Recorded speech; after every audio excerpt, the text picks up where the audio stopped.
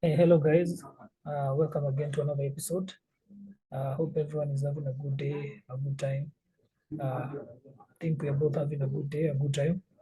So please like, subscribe, share. And without further ado, let's start with today's topic.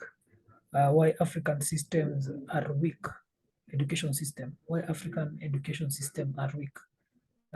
This arises in the fact that African education system seems to not be able to compete globally in the global market, not to, to be churning out products or students who can compete in the global market. And we try to see why they are weak and then the solution.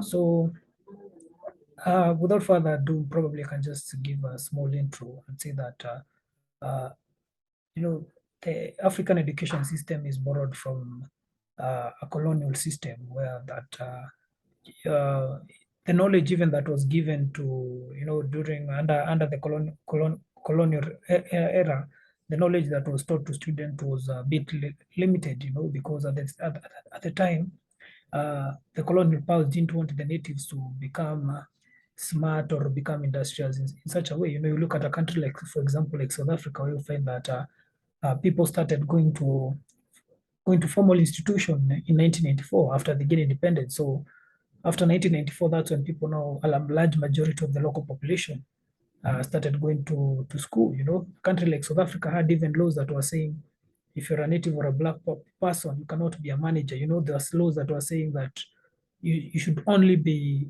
uh, someone who does casual labor, laws specifically. So you come to all colonial system, that was the same in Kenya and everywhere. And when the colonial masters left and the colonial powers left, these institutions were occupied by now the black people, because the schools that were in the capital cities, which the students of the children of the colonial masters used to go, had the facilities, equipments, laboratories, and all this.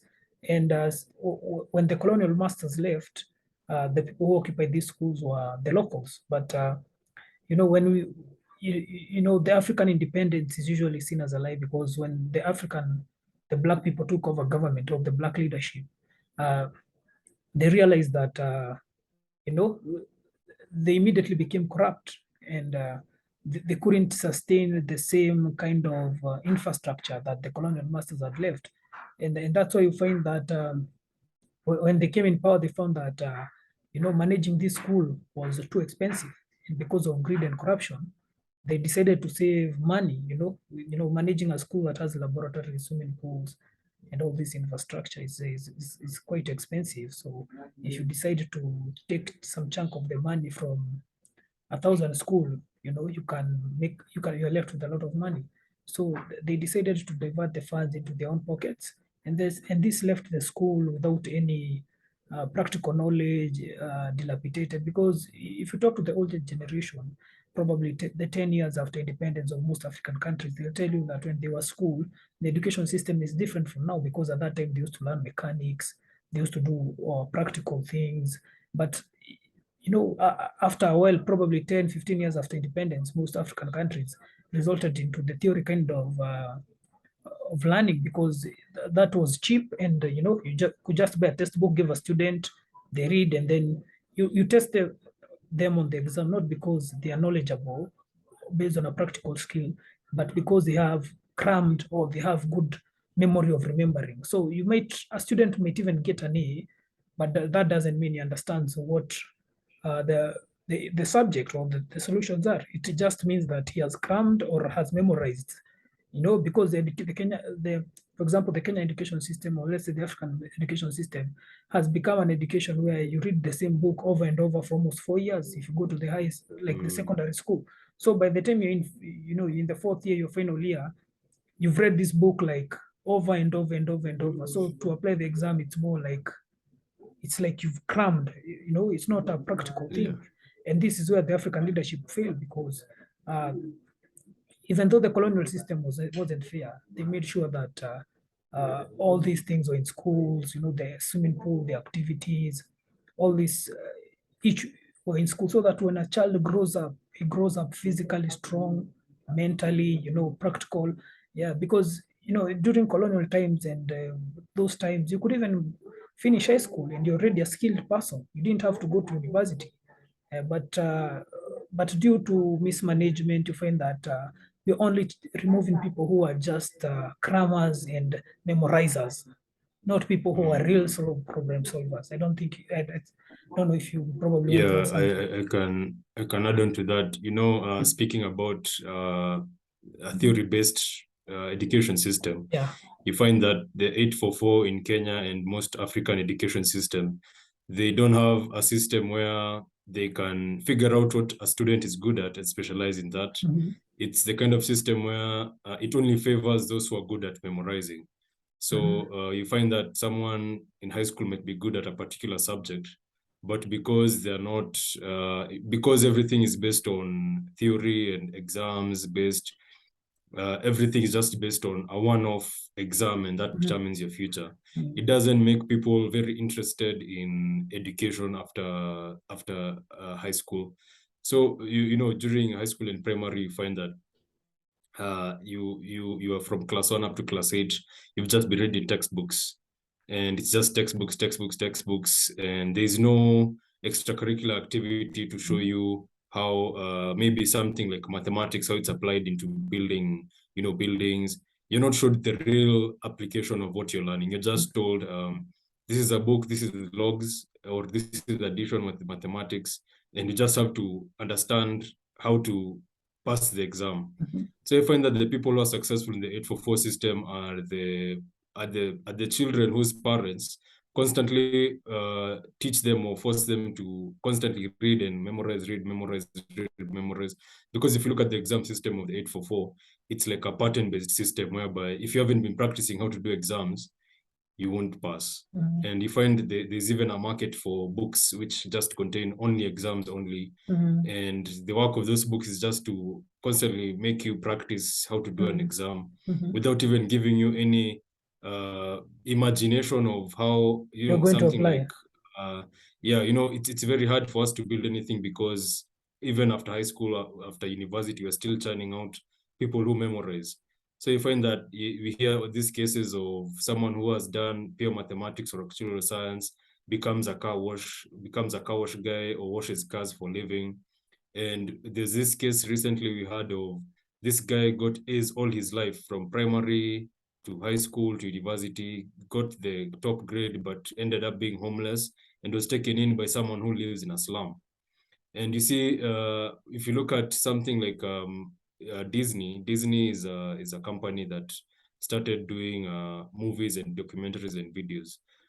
A documentary done by Disney that is explaining how a vehicle works, like how why a vehicle needs a chassis, why a vehicle needs 4 wheels, why a vehicle needs to have a certain type of body. That the simplicity of that explanation in a documentary is something that can absorb someone into joining an education system such as an American system, where they teach on a very basic level. When they teach you something complex, they don't start with very hard mathematics or something like that. They teach on a basic level. They give you all the tools needed to build a car. They tell you it starts like this, ends like that. But in the 844 and African system, there's nothing beyond that textbook, and that makes people very, very discouraged. That's why there's not as competitive innovation in Africa as there is in other countries. If you look at how maths is taught in the Chinese, not Chinese, but Asian society, you find that they're taught techniques on how to multiply without having to think about it, how to do complex additions with their fingers, how to do complex additions with notes or with papers. And it just shows that us in Africa, you're forced to learn something from the hard perspective. It's like if you put a number from 1 to 10, and 1 is simple and 10 is the hardest, you find that the most developed countries start with 1 to teach people complex things like chemistry, how to make things like explosives for the army, how to make mechanical moving parts like watches and things like that. They start from 1, but us in Africa, we start from 10, and then we ignore 9 up to 1 going down.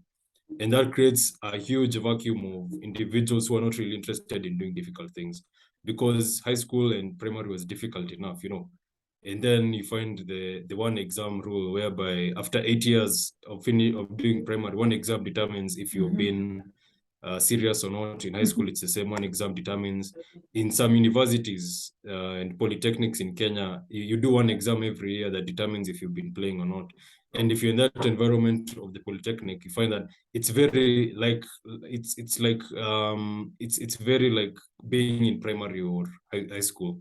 It's a KCSE type of exam, and there's no practical, and if the reason why Kenya has even been considered a Silicon Savannah, it's because making software is very accessible, more than making mechanical equipment or chips, or making cars or planes. Doing software in Kenya it's much more easier than doing other things, because you just need a laptop and internet. But when it comes to building ships, building rockets, building cell phones, building technology, even just building even plastic chairs and mass producing things, it becomes very difficult, because the education system it burns you out. By the time you're finishing high school, you feel like you never want to go back to school. It burns you out so much. You find that when you're in primary, you wake up at 4 a.m. You should be ready by 5. You take the transport to school by 6, maybe 7 classes have started, and then you still have a 30-minute break of lunch. You have all these things of sometimes even they exercises. refuse to give you breaks because they feel like break is not that important. Yeah, break is not that important. And they treat you like you're not a child. A child needs to grow in a very different environment. He needs to play, to exercise, to build their brain up, so that they can be, like you said, swimming pools and fields and places to play are made for, so that children can be strong. But in 844, you wake up and then school ends at like 5 or 6 p.m. You still have a lot of homework that you finish by 10 p.m. And then you as a child, you're just bogged down by life. So by the time you're finishing high school, after almost 18 years of school, you don't want to go back to university, because what's the point? We all know that university is exactly the same as primary. It's an exam-based system. So you find that most people end up not wanting to compete, and most people who end up competing are still the people who are lucky enough to get good grades. And even them, when they get into the workforce, they still become depressed, because they are doing a job that is is still based on the 844, whereby if you look at people who work in banks, it's they're not as happy as maybe other careers. And everyone who does you find that there's even like a cycle. Anyone who gets A's just wants to be a certain, okay, those careers are important, yes, like a doctor, an engineer, but it doesn't bring out people who want to do something other than doctor, engineering type of careers. Law, they always go for something that is similar to the 844. Becoming a doctor in Kenya, I don't think you just need to have to remember those exams and pass them. And the exam, waking up at 4, now in high school it becomes worse. In high school, you wake up at 4 and sleep at probably even 12 midnight. So you have around 5 hours of sleep, and you're a teenager, and you're not even playing, you're not. So it really bogs down anyone who's not trained to do exams. And also all this hard work doesn't play up to the economy, because you expect someone who's waking up at 4, sleeping at 12. That system to chuck out more to productive, be a leader, to chuck out productive, to be a more productive and industrious. But you see, when people leave these systems, there's no evidence that these people contribute so much to the society or to the country, because you expect someone who's been waking up at 5 in the morning and probably sleeping at 8 or 11 in the night for almost 20 years to be very efficient, it doesn't reflect. So it shows this system hasn't been working. And sometimes I feel like this system is a continuation of the colonial system, where school is like a prison, because you and it feels like because as we've been to high school in Kenya, and it felt like prison. It felt like you're being you're in prison for being a teenager. You're not allowed to do certain things in school. You're not allowed to be yourself. You're just allowed to do exams, do what you're told. It's always do what you're told. So that creates a mentality of people. That's why corruption is so rampant, because we are so used to being told what to do. We can't even fight against corruption because we're always afraid of the cane. We're always afraid of being beaten or being killed. And that's a system that even operates in the government, whereby if people start rising up to say no, you're being they use the authority against you so that you can't challenge anybody or anything. Yeah. So it creates a very difficult society where nobody challenges anything. The mentality for challenging means you can look at something and you can challenge yourself to change it, even if it's like innovation and discovering new ideas, being a scientist, being all these things that make other countries superior. Us, you're not interested in that because we don't have that mentality. It's taken out of us at a very early age.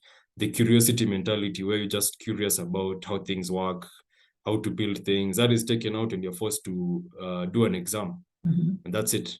If you're curious about making cars in high school and you failed that exam, that KCSE, and let's say you got a very low grade, you're not going to feel like you want to do it. And also, it puts everyone in the same market of like everyone has to get grades. Because I remember when we were in primary school, like break times and PEs and all these activities, they weren't taken as a necessity, they were taken as a privilege. You could find like as a privilege. I remember when I was in primary school, you could find if it was the swimming class which was next after the teacher's class, the teacher could even extend, even people couldn't go to swimming because they assume swimming is a privilege, rather than looking that not everyone in this class can understand. If I'm teaching a Kiswahili subject, not everyone can be a linguistic, so I need to allow some people to go and swim. Probably we have other talents.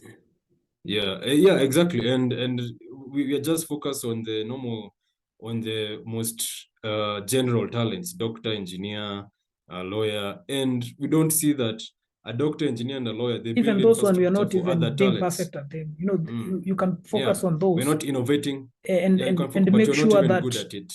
They are the best, but even that there we are they're also checking. Even there we're not very good at that either. And we are being forced to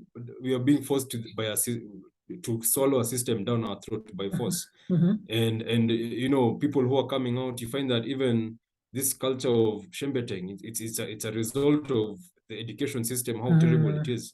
In Kenya, there was a period where students constantly were just burning schools because of the frustration. And that frustration is making people, value drugs, value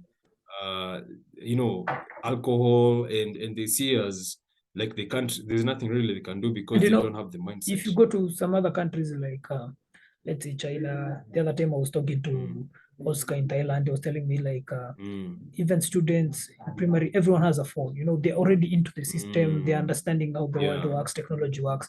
But even like I'm sure because of the 844, you understand, if boarding your phone with a phone, it's like the worst mistake you can ever commit. Like it's like you've committed a crime. It's like treason. You've killed someone. Having a phone in school in 844, it's like you've killed. And they treat especially you, African countries. You get especially African countries, because there's that mentality of, I think you shouldn't have a phone until you are certain. It's that thing of the teachers and the owners of the schools and the people who run the schools. They don't want to be challenged by someone who's younger than them. It's a public they always want to be mentality. Superior. So they feel like if you're smarter than them, or if you're wiser than them, they feel like imagine, they feel bad when someone who's younger than them is more successful. And if you look at the American side or the European side or the Chinese side, people encourage younger guys to be successful, and the older guys or the older generation invests heavily in the younger generation. If you look at someone like Warren Buffett and Bill Gates, they invested in Facebook when Mark Zuckerberg was around 19 or 21. At that time, Bill Gates was probably in his 40s. Bill Gates didn't feel, even if Bill Gates was successful, but he still felt like he needs to appreciate the fact that young guys are coming up with things and doing things. And he didn't feel like Kenya, he needs to bulldoze or destroy. He didn't feel like, in Kenya, young people are constantly being bullied, even by their parents, by their teachers, to follow a system that doesn't make any sense. And that's the system that is making even speaking out against certain things is very difficult.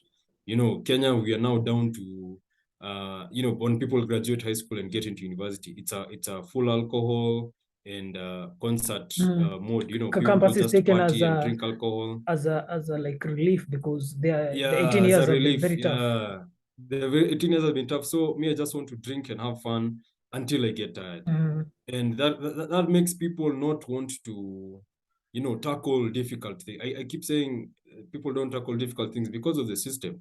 You sit down and you look at, when you become globalized, when you get into the internet, you realize that there are guys younger than you. You're constantly being told as Africans, guys are young people are doing more things, they're doing great things, but us, we're constantly being challenged.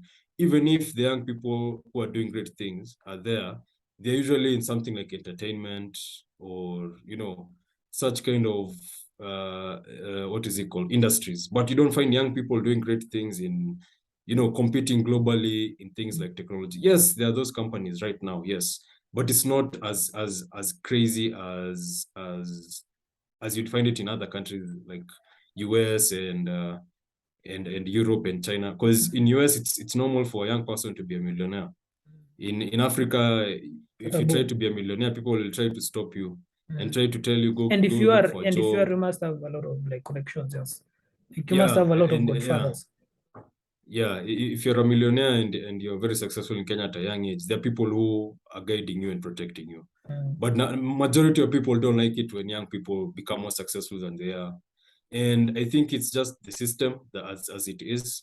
The system it's because is really, even for them, it's more of a like why you successful, and for me, I became successful at 50. So even for them, they see that it's like a rite of passage. Even you have to follow a certain system. So that's why you see people who are in the older generation who have money, who have accumulated money, they rarely or never invest in young startups or young companies. You find that young people are really, really struggling just to get skills, because university is not a place you can get skill in Kenya. That's not a place you can get skills. You only get skills through maybe an internship or actually doing something that's related directly to what you're going to do at work. But even you find that the system itself, it's bringing out a lot of depressed people, a lot of stressed out young people who are doing, going to the extreme. Some people are even killing themselves because they're seeing no end to the constant fact that they don't have skills. They want to work, but they don't have skills. They're trying to do something, but no one is really investing in them. People who are in office right now in the government, they never retire. There are no opportunities being created. And it's very difficult even to convince someone in fact, they keep on extending the retirement age. Yeah, and it's very difficult to convince someone that let's say you want to build a car and you've gone online, you have the skill. It's very difficult to convince someone to give you money to build a car. They'll always keep comparing you to a company like Audi or Mercedes, which is unfair. And the 844 system, it's like a system churning out people who are living like wild animals. You just go out there, you do whatever you need to do is to survive. But the internet really has brought like a very positive impact to the young people, because at least even if things like content creation, they've taken over in Kenya, and it's better than nothing. But the system itself, it's not gonna bring a high level of competitiveness in terms of engineering, technology, and things like that. Maybe content creation, but even content creation itself, even the content creation, it's a low-tier content creation, because you look at advanced societies, the content creation is way on another level, because the industry is different. Because here the young people are not being given any chances. It's like they're constantly just being told no. And no is a no, and people just want to see you struggling and begging and asking for favors, and and young people are tired of that. And I think probably in the next 10 years there'll be a lot of innovation, but currently the 844 system is really making people worse. It's making the whole country worse, because your previous generation, I mean the generation coming after you should be better than you, but apparently we're coming out worse than our parents. We don't have skills. The time of our parents, it was easier to get into school. The polytechnics were working. Actually, polytechnics were better. Even start a company and stuff. Yeah, you could even start a company. You get out with skills to fix vehicles, to do plumbing, to do all these kinds of things. But now everything is exam based. Everything is the normal class and blackboard and the teacher speaking. There's nothing. And then the most practical thing people can do is just computers. And not everyone is good at the same things, like you said. Some people are good at running, swimming. People are good in sports, entertainment. There's so many industries. But as you just focus on the biggest, the most biggest industries like finance and you know, things like law and engineering, but you're not focused on other things for other people. So basically, there's a whole group There's of people no who are wider just being pool ignored. of absorbing Yeah. everyone through, you Yeah. know, because of late I've been watching NASCARs, and I've been noticing, you know, all these industries, you know, they are a source of like employment. You know, you watch something like football, you know, the players earn salaries. They have Yeah. coaches, And they have yeah, nutritionists, coaches, they have chefs. Each player has a chefs, lawyer. doctors, Each player, yeah. has a lawyer. Each player has a psychologist.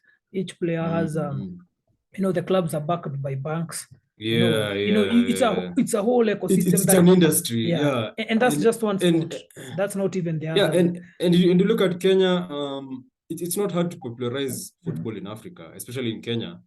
It's just that the people who are like you know, the people who are up there, they don't really want to deal with building a stadium and doing marketing. They don't want to do the hard stuff, because we saw that Super Bowl, was it this year Super Bowl or was it last year? Super Bowl in a very short period. How long was it? Is it a week? Generated almost $1 billion. Yeah. Over, I think it was $1 billion. Even just more. People, I think in the tens. Yeah, I think it was more. Yeah, probably even 5. Billions, yeah, tens of billions. And you look at football is, you know, American football is just but now there's NASCAR, you know, there's NBA, yeah, NASCAR, there's X NBA, Games, there's you know, X Games, there's baseball, there's swimming, Olympics. So you find there's just sports. So you find there's a big employer base, but you know, if you come like Kenya, you find the typical employer, you know, probably banks, the government, and the pool is small. And you know, in Kenya, it's interesting to go to a stadium and watch people play football. It doesn't mean you have to go watch Arsenal. Like even a Kenyan league is good enough to go and watch, and you know, it's a leisure. It's a leisure type of thing. Going to the theater to watch people. But you see, it's a like, leisure type of thing. What I'm trying to say is that if you go and watch a Kenyan football, the institution itself, it's struggling. So it only probably has players and a coach, and that's it, and probably the manager. And it doesn't have other professions like management. But if you go to a club, let's say project management, and if you go to a club, probably let's say like Man United, you can find that just Man United alone, employers and people employed directly, indirectly, who benefit from the club can reach even 100,000. Yeah. You know?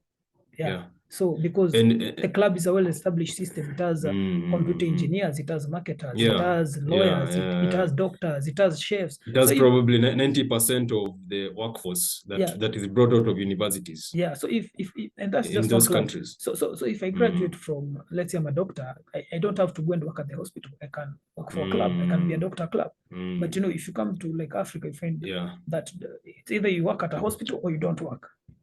Yeah. There's no two about it. There's no two about it. And you look at the fact that there's no foundation for... Before even we go, so remember you're telling me that story of the Nigerian guy who discovered that NFL used to cause brain concussion. Yeah. He's actually... There's a movie called Concussions that this guy discovered. He's a Nigerian guy with 7 degrees, but when he went to America, he discovered that people get concussions from hitting each other's head in NFL. And even after discovering that, he faced backlash, but he succeeded at the end of the day. He was even offered a job. But you see, that was researched on the NFL basis. It wasn't even on... That's just NFL. Yeah. That's what I'm trying to say. That's, you know... It's not, Like there's so many sub-industries in these countries. So many that you can't go to US and say, I don't have a job. You know, like I have relatives who tell me in America, you just have to say what you want to do and you're going to do it. There's no limitation. Like we even saw that guy on TikTok, he lied, he was a chef, and they discovered he's not a chef, but they still trained him because the industry is still big. They still trained him and gave him money. But in Africa, even most people get their jobs in their 30s in Africa. And there's a time we were Even talking late. about, yeah, even later, because there's a time we're seeing a lady from UN was saying statistics in Africa show that most youth get their first job after 10 years of graduation. So you can imagine we are idolizing politicians, and we're the ones who are supposed to be building the country, not them. But I feel the solution So- is to start with to change the education system. Yeah, from that's always the the smallest, base. yeah, Yeah.